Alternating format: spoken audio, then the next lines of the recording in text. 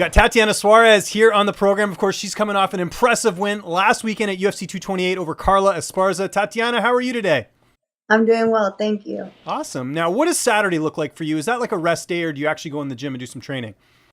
Yeah, I usually train. I train mostly almost every day except for Thursdays. So yeah. That's great.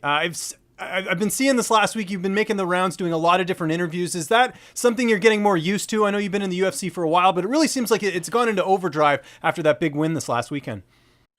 Um, yeah, I mean, people ask, so I'm just like, yeah, basically, But yeah, I'm pretty much like used to it. I mean, like sometimes I don't really like the actual like interviews where they go and write an article because sometimes like they'll only write like a certain part. Right. Yeah. And then they construe it a little bit, right? That's no good. Yeah. So then you kind of sound like they'll just like take one part of it and then they don't really say like I'll say something like give someone compliments and then after that I'll be like, well, but I feel like I will get them in this area, but then they'll just put like the part where I'm like Yeah, saying I'll negative, get right. They're them. kind of just highlighting Right. that. Yeah, no, I hear you. I hear you. Well, the good news about this interview is, I mean, it's not really edited. So, there won't be any, edit cuts or something. Like, I won't cut it in a way where you're like saying something bad and then that's all I put in there. But anyways, that's the good news. Let's talk about the fight, though. Great performance. You really, were dominant in this one over a former UFC champion. Was there anything about Carla in the fight that surprised you at all? Uh, I would say like no, not really. I felt like she was gonna be tough. I felt like she was gonna be really tough. And that's like I feel like that was where like if anything like I was most surprised at how tough she was. Like she just wasn't giving up. Like and another thing is like she would not give me her back. Like I wanted her to turn her back. Like I was throwing punches obviously and trying to get her to open up and like turn her back so I can get her back and like get another submission. But she'd rather me like lump her up. And I was like, oh my gosh, this girl does not want to give me her back. So yeah, that was a little surprising that she wouldn't at all turn her back, So that because I mean, at some point, a lot of times people are like, "Oh, this is enough on my face. I'm probably gonna get TKO'd," and then they, turn their back. Right. And was there ever a point in the fight where you were worried you weren't going to get the finish? Because it looked like it was going to happen, but I'm sure as the fight was going on, you're like, geez, what is it going to take here? Um, yeah, I mean, I was like, I was looking for openings and I really couldn't find anything. And I told like the reporters after I fought that like I kind of felt off, and it wasn't like obviously like people are like, oh my god, she's like being cocky saying that she was off and this and that, and I'm like, no, like my brain wasn't like fully engaged like it usually is. Like I know, everybody like because I'm more known for like like I would say like my transitioning and stuff on the ground and like I just felt like I was like maybe like a step or two behind and I feel like that was a big difference for me. But people are like, oh, she's kind of being like saying that she couldn't, she was off that day and she still killed the girl, like what I mean. But I mean in my mind like I was off because I mean I wasn't, I started throwing some punches on the ground and I was landing really hard and then like I kind of just like was head hunting from there instead of like focusing on my transitions and then um focusing on my transitions and getting better like positions to do ground and pound. I was just so into like I was like in my mind I was like, okay, I want to just really punch her in the face on the ground. Like I just was like my mind wasn't really right. But this is a learning experience for me, so I thought this was a really good thing, really good cage time for me as well. You know what I mean? Because I've only been there, in the cage. My first fight, it was only one round. My second fight, I went all 3 rounds again. But then my third fight, I only had another one more round. So this was good to like be to fight against an experienced fighter that has been in there a lot and get the W. I'd agree. Now, how do you celebrate after a win like that? You get the finish. You must have been on cloud nine, taking out a former champion. Um, Yeah, I mean, I like the end game isn't just to like beat her, like the end game is to like eventually become a champion. So like I didn't really like celebrate too much, I like hung out with my family a little bit, but then like on Monday I was back in the gym working out, so Yeah, I mean, I feel like if you just like kind of like dwell on like whatever it was that you did, like I feel like a lot of times you can forget what you're really focused on. And right now, like that's me getting the belt and focusing on becoming better as a martial artist, you know. So I'm just excited to like be back in the gym. Right. Yeah. It's on to the next one, as they say. Just one more thing on the fight. The feedback from what I saw on social media and everywhere else was overwhelmingly positive. I mean, it was a great performance. But of course, you had those people who kept talking about the size difference. Did that bother you at all? Just some people trying to nitpick at things, with the size difference in the fight? I mean, I just think it's like very like uneducated in the sport, you know, like I'm not like, and why don't you just ask me how much I weigh instead of like guessing, you know, that I weigh like 1 million pounds or whatever. Like, because fight night I only weighed 125, and that's not like I know a lot of people that gain way more weight than 9 pounds. So I'm like, okay, but yeah, definitely. I just kind of was like, okay, this is just another excuse. But I mean, what can I do? I can't like please everybody. Some people are gonna focus on the fact that I have like really great wrestling and ground a really great ground game. And then other people are gonna focus on the fact that I have wide shoulders and that I look huge. Right. Yeah. I mean, you can't please everyone, right? I mean, that's the reality of it. So, Right, yeah, you exactly. gotta ignore that stuff. You gotta ignore it and move on. After that, you mentioned getting right back in the gym this week. What has this past week looked like for you in terms of training? Do you taper it down a little bit, or do you just sort of go back into it?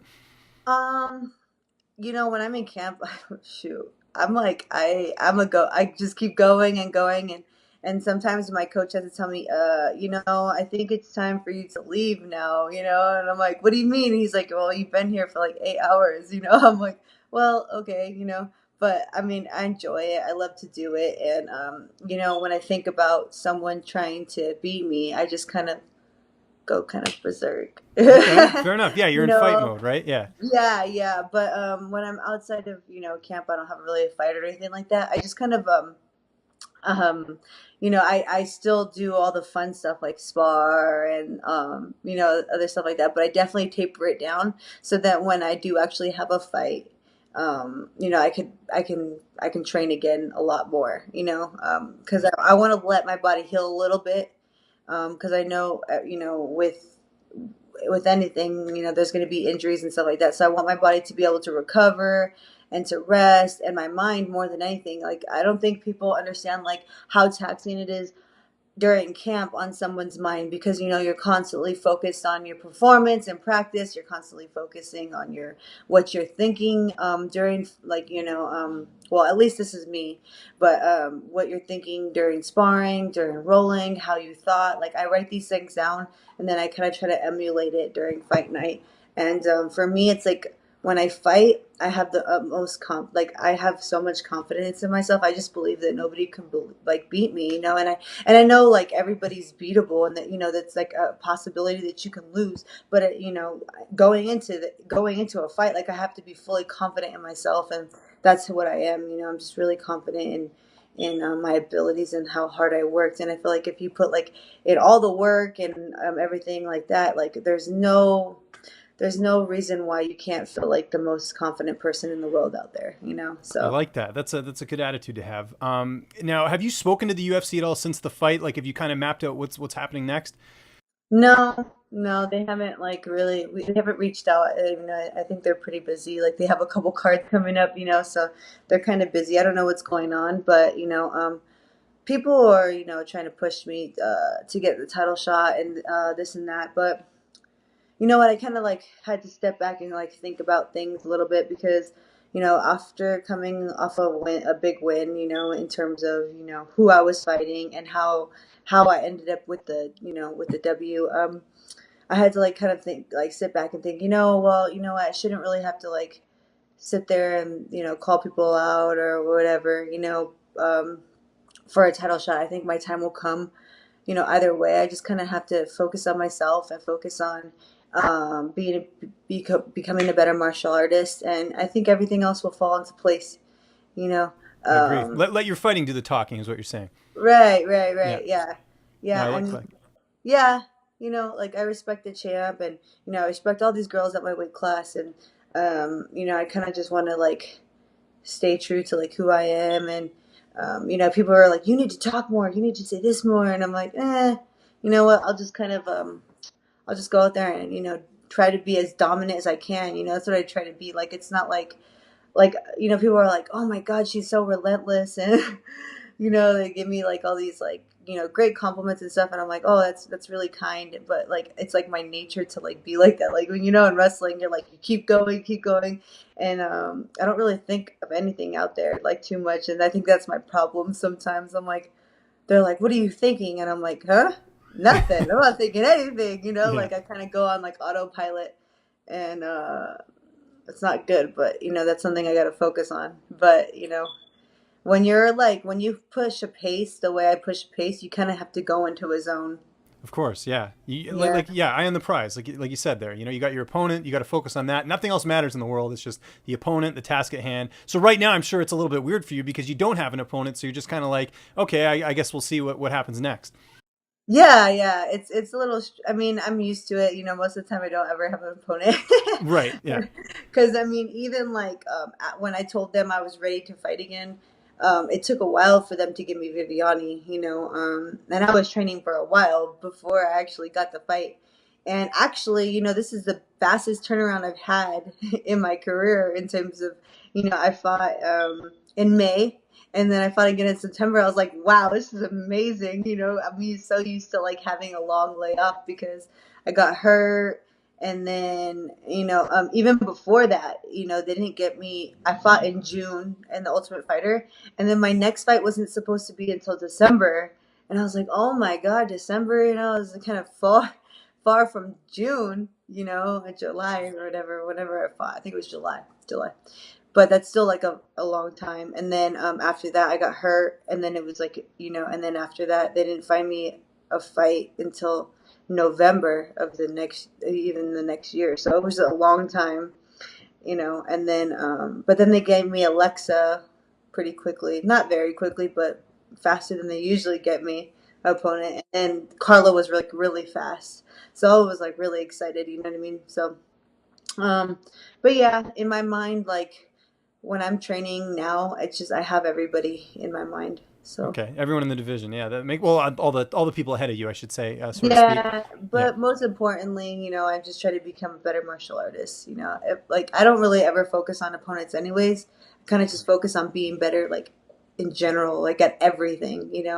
I know not everything's gonna come during the fight. Like sometimes I'll fight one fight a certain way, and then other times I'll fight, a fight completely different way. But at least I train everything. You know, You're always looking to improve, and you're still relatively young as well. So there's lots to learn, right? right. There's lots of ways to grow. So there's it's not a sprint, right? It's a marathon. Right, exactly. Yeah, no. I mean, it's crazy, I feel like just when I like learn something, I'm like, oh, well, this is something better, or this works better for me. And because not everything works for one, like not everything works for everybody. You know what I mean? Like Right. Everyone's different. one Yeah. task, yeah, one task might work a little bit better for me, so because of my body type or whatever.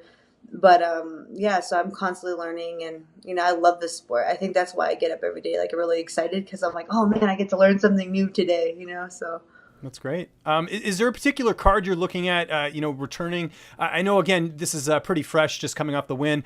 I imagine you want to fight next year, not get one more in this year. Whatever they give me, like if they get me in again this year, I'll be fine with that too. But I don't really know what's going on with the division. I feel like I've heard some like mixed things. Like they're saying, Rose is hurt or something. Like her neck is hurt. Right. And there was the whole bus thing too. Like it seems like she's not mentally ready to come back as well because it seems like that's still having an effect on her. As far as her next fight. Oh, well, I heard something about that too, but like I don't really.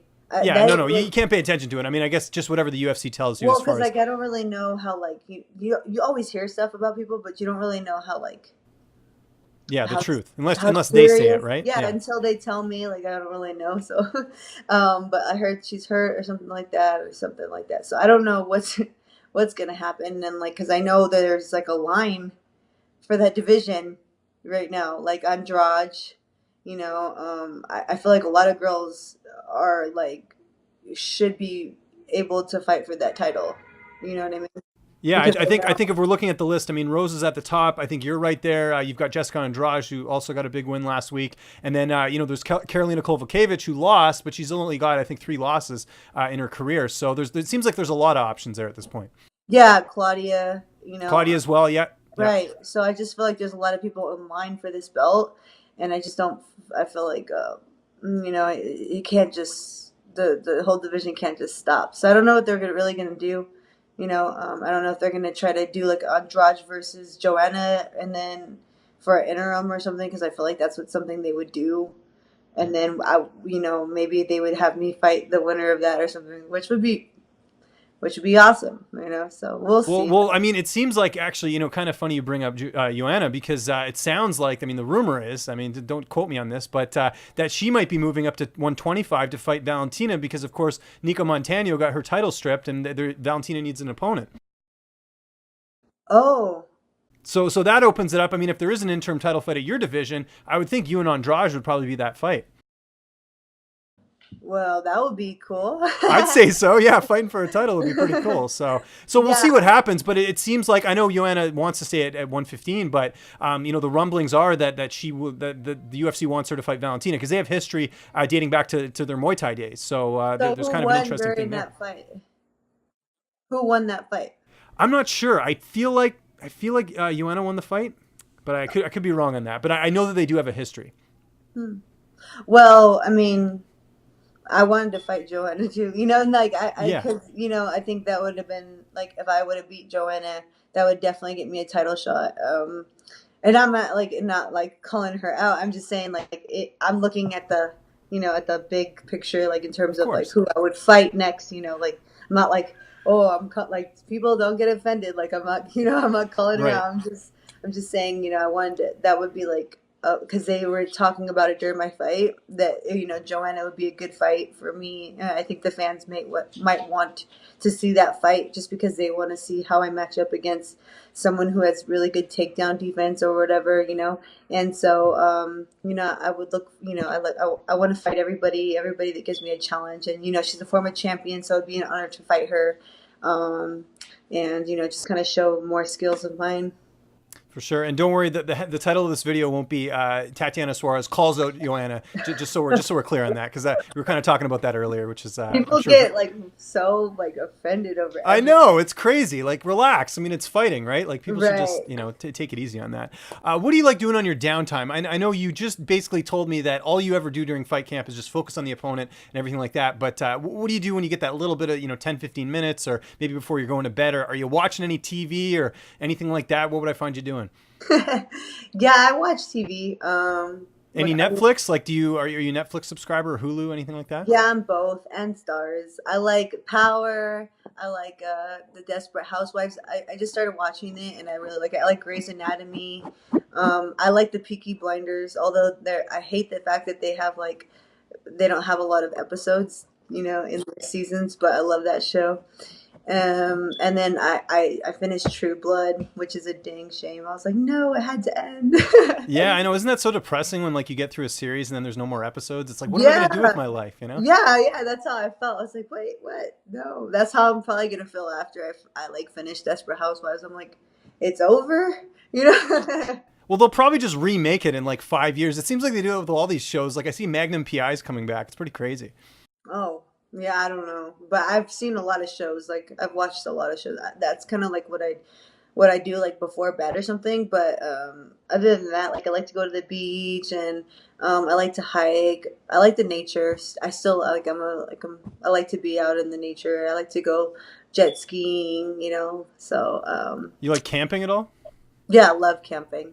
Yeah. Okay, that's good. I haven't been in a while, but I need to go soon. You got to book a trip before it gets too cold. You got to go out one weekend or something. Yeah, I was gonna do that after my fight, but then I started training again, and then I was like, well, I don't really feel like booking anything, but I can probably book something before. Maybe even if it's close by or something, maybe Big Bear or something. Yeah, I was gonna say you have the luxury of living in California. There's lots of good options there. I mean, it's pretty awesome. Mm-hmm. Yeah, I want to go.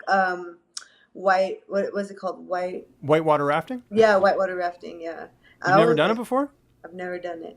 Oh, you got to do that. I've done that before. I live up in Canada, so we have a lot of like outdoor stuff. Oh, So. really? Which Yeah. part? So I'm originally from Vancouver, and I actually did whitewater rafting in Whistler, if you know where that is. That's where they had, they did some of the Olympics like years ago. Oh, And wow. the whitewater rafting is like an amazing experience. I highly recommend it. So, Oh, yeah. I definitely should have you do. ever been to Canada? I have. I've been. I was actually going to go to school out there. It's Whereabouts? really. Uh, See, I'm putting you Regina, on the spot. I ask all the tough questions. Regina University. Oh, okay, yeah, Saskatchewan. Yeah. I was gonna Okay. go there. Yeah, and then I ended up going. I ended up Well, going did to. you ever dodge a bullet? Because there's not a lot of scenery out there. It's pretty flat. So, Yeah, but it was very beautiful. The campus was really pretty. oh, University of Regina, I think is it? Yeah, Okay. it was really, really like I love the university. It's actually like really, really, really nice. Very, very. What were you going to take there? I didn't know what I was gonna focus on at the time. Like, I was only 17 years old. I didn't know what I was gonna do, so I basically was like, gonna go in there like undecided. Okay, no, Just that's good trying because then rather than wasting 4 years on something you hate, right? So that makes Right, sense. yeah. So I was gonna be, I went in there. I went to the Littlewood University instead, but I wish I would have went there because even if like I had gone to like Canada, I could still travel all around Canada. You know what I mean? So Yeah, and exactly. Well, there's Canada's still really time. The UFC they seem to go to Canada. They're going to Moncton in October, and then they're coming to Toronto in December. So there you go. You could that's the try and. card I wanted to be on. I wanted to be on the Moncton card. Oh, cool. Yeah, because it's pretty like it's the Maritimes are great. Yeah, I heard it was like very beautiful out there. Yeah, it's certainly awesome. And speaking of awesome, that performance last Saturday was amazing. Tatiana, it was great getting a chance to talk to you. I appreciate you taking the time. Just remind people where they can find you on social media, and if you have any sponsors or shout outs, the floor is yours. Tatiana Suarez UFC is my I think Instagram handle, and then TSP MMA 115 is my Twitter handle, and then yeah, that's pretty much it. But yeah, that's it. Yeah, thank you. I appreciate your time. What's up, fight fans? If you like this video, be sure to subscribe to see even more interviews with your favorite UFC and Bellator fighters. We've also got coverage at events, including post-fight press conferences and media scrums. And if you like this video, check out the video to my right. It's worth your time.